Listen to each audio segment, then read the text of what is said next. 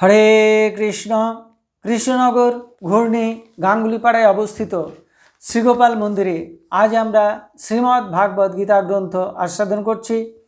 आमरा आस्वादन करछि अध्याय 8 अक्षर ब्रह्मयोग श्लोक संख्या 3। श्री गुरुदेव के नमस्कार, भगवान श्री कृष्ण के नमस्कार, भगवान श्री नारायण के नमस्कार, भगवती दुर्गा देवी के नमस्कार। मूकं करोति वाचालं पंगुं लंघयते गिरिं यत्कृपातमहं वंदे परमानंद माधवम। एखन आमरा आस्वादन करछि अध्याय 8 श्लोक संख्या 3। श्री भगवान उवाच अक्षरं ब्रह्म परमं स्वभाव अध्यात्मम् उच्यते भूत भावोद्भव करो विसर्ग कर्म संगीतम। এখন আমরা এই শ্লোকটির অন্তর্গত শব্দগুলির অর্থ জেনে নেব। শ্রী ভগবান উবাচ, শ্রী ভগবান বললেন, পরমম অক্ষরম ব্রহ্ম, পরম অক্ষরই ব্রহ্ম, স্বভাবঃ স্বভাব, অধ্যাত্মম অধ্যাত্ম, উচ্যতে কথিত হয়, ভূত ভাবোদ্ভব করহ ভূতগণের উৎপত্তিকর, বিসর্গ দ্রব্যত্যাগ বা সৃষ্টি, কর্ম কর্ম সঙ্গীতম বলা হয়। তাহলে এই শ্লোকটির বঙ্গানুবাদ কি দাঁড়ালো? শ্রী ভগবান বললেন যে পরম অক্ষরই ব্রহ্ম, স্বভাবই অধ্যাত্ম বলে কথিত হয়, ভূতগণের উৎপত্তির জন্য দ্রব্য ত্যাগ বা সৃষ্টির কার্যকেই কর্ম বলা হয়। এখন আমরা এই শ্লোকটির অন্তর্গত শব্দগুলির অন্তর্নিহিত ভাব আস্বাদন করছি। ভগবান শ্রীকৃষ্ণ এই শ্লোকে অর্জুনের প্রশ্নের উত্তর দিচ্ছেন। শ্লোক 1 এবং শ্লোক 2তে অর্জুন ভগবান শ্রীকৃষ্ণের নিকটে কিছু প্রশ্ন জিজ্ঞাসা করেছিলেন।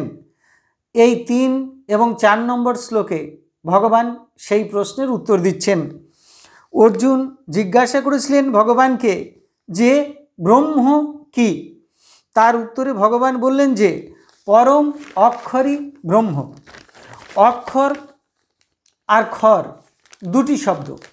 খর কথার অর্থ যার থেকে ক্ষরণ হয় বা যার ব্যয় হয় বা যার বিকার হয়, আর অক্ষর কথার অর্থ হলো যার থেকে ক্ষরণ হয় না বা যার ব্যয় নেই, যার বিকার নেই। এই অক্ষর হলো নিত্য বস্তু, আত্মা। অক্ষরের সঙ্গে পরম শব্দটি যুক্ত হয়েছে। পরম অক্ষর কথার অর্থ হলো পরম আত্মা। পরমাত্মাই অক্ষর, যা থেকে এই অনন্ত কোটি বিশ্ব ব্রহ্মাণ্ড এবং জীব সকল সৃষ্টি হয়েছে এবং যাতে সকল কিছু স্থিত হয়ে রয়েছে এবং মহাপ্রলয়ের সময়ে যাতে সকল কিছু লয় হয়।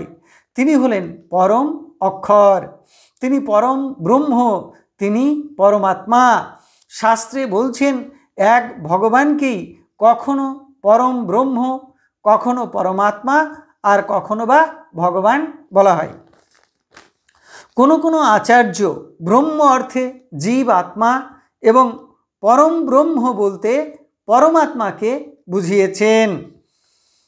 এখন আমরা ব্রহ্ম কথার আরও কিছু বিশদ অর্থ জেনে নেব।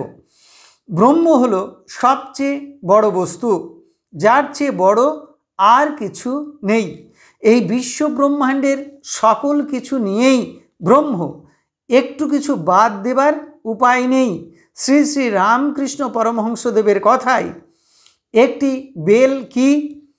প্রথমে বোটা, তারপরে খোসা, তার ভিতরে শাঁস, তার ভিতরে বীজ। তাহলে বেল কোনটি? কোনোটিই নয়, সব কিছু মিলেই বেল। তেমনি এই বিশ্ব ব্রহ্মাণ্ডের একটি ধূলিকণা থেকে শুরু করে চন্দ্র, সূর্য, ব্রহ্মা আদি দেবগণ, জীবগণ সব কিছু নিয়েই ব্রহ্ম। বেদের কথায় সর্বং খলবিদং ব্রহ্ম বা একং ব্রহ্ম দ্বিতীয় নাস্তি। সেই এক ব্রহ্ম ছাড়া বিশ্ব ব্রহ্মাণ্ডে দ্বিতীয় আর কিছু নেই। এবারে অর্জুনের প্রশ্ন, অধ্যাত্ম কি? ভগবান উত্তরে বললেন স্বভাবই অধ্যাত্ম। স্বভাব অর্থাৎ আত্মার নিজস্ব ভাবই হলো অধ্যাত্ম।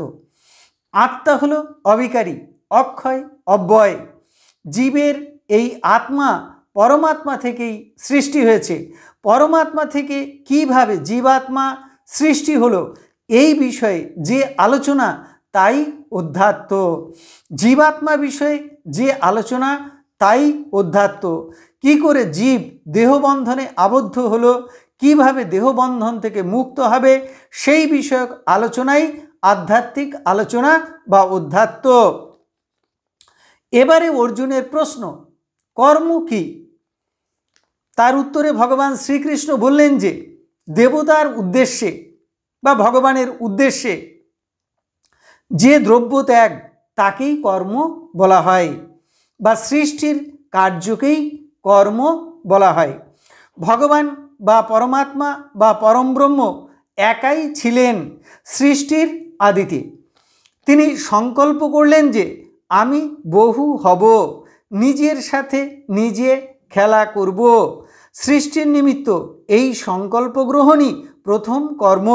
ভগবান নিজেকে ক্ষুদ্র ক্ষুদ্র অংশে বিভক্ত করলেন।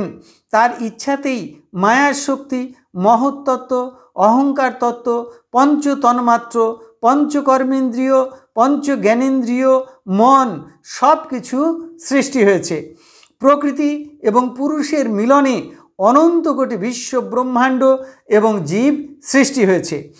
এই যে সৃষ্টির কার্য, একেই শাস্ত্রে কর্ম বলা হয়েছে। শাস্ত্রে সৃষ্টি, স্থিতি এবং পালনের নিমিত্ত দেবতা এবং ভগবানের প্রীতির উদ্দেশ্যে যে দ্রব্য ত্যাগ করা হয় বা নিষ্কাম কর্ম করা হয় বা যজ্ঞ করা হয় তাকেই কর্ম বলা হয়েছে। তাহলে এতক্ষণ আমরা শ্রীমদ্ ভাগবত গীতার অষ্টম অধ্যায় অর্থাৎ অক্ষর ব্রহ্মযোগের তৃতীয় শ্লোকটি আস্বাদন করলাম। আমি শ্লোকটি আরও একবার পড়ছি। শ্রী ভগবান বললেন যে পরম অক্ষরই ব্রহ্ম, স্বভাবই অধ্যাত্ম এবং ভূতগণের উৎপত্তির জন্য দ্রব্যত্যাগ বা সৃষ্টির কার্যকেই কর্ম বলা হয়। এখন আমরা শ্রীমদ্ ভাগবত গীতার মাহাত্ম্য পাঠ করছি। শ্রী ভগবান উবাচ গীতা নামানি বক্ষ্যামি গুহ্যানি শৃণু পাণ্ডব কীর্তনাৎ সর্বপাপানি বিলয়ং যান্তি তৎক্ষণাৎ গঙ্গা গীতা চ সাবিত্রী সীতা সত্তা পতিব্রতা ব্রহ্মাবলী ব্রহ্মবিদ্যা ত্রিসন্ধ্যা মুক্তিগেহিনী অর্ধমাত্রা চিদানন্দা ভবগ্নি ভ্রান্তি নাশিনী বেদত্রয়ী পরানন্দা তত্ত্বার্থ জ্ঞানমঞ্জরি ইত্যেতানি জপে নিত্যং নর নিশ্চল মানসঃ জ্ঞান সিদ্ধিং লভে নিত্যং তথান্তে পরমম পদম। হরি ওম তৎসৎ। এখন আমরা ভগবান শ্রীকৃষ্ণের চরণে প্রার্থনা জানাচ্ছি। হে কৃষ্ণ কৃপা সিন্ধু, এই নাও তুমি আমার দেহ, এই নাও তুমি আমার মন, এই নাও তুমি আমার প্রাণ, এই নাও তুমি আমার আত্মা, এ নাও তুমি আমার জীবন যৌবন যথা সর্বস্ব। হে কৃষ্ণ কৃপা সিন্ধু, এই দেহ মন প্রাণ আত্মার মধ্য দিয়ে তোমার ইচ্ছাই তুমি পূর্ণ করো। হে কৃষ্ণ কৃপা সিন্ধু, তুমি পিতা, তুমি মাতা, তুমি আমার পুত্র, তুমি আমার কন্যা, তুমি স্থাবর জঙ্গম কীট পতঙ্গ লতা পাতা, রূপে রূপে প্রতিরূপে তুমি বিরাজিত, তুমি ব্যতীত এই ত্রিভুবনে আর কিছু নেই। হে কৃষ্ণ কৃপা সিদ্ধ, তোমার আতুল চরণে শুদ্ধা ভক্তি দাও, ব্রহ্মজ্ঞান দাও, সকলের কল্যাণ করো, সকলের মঙ্গল করো। হরি ওম তৎসৎ। আপনারা সকলে ভালো থাকুন, সুস্থ থাকুন, আনন্দে থাকুন।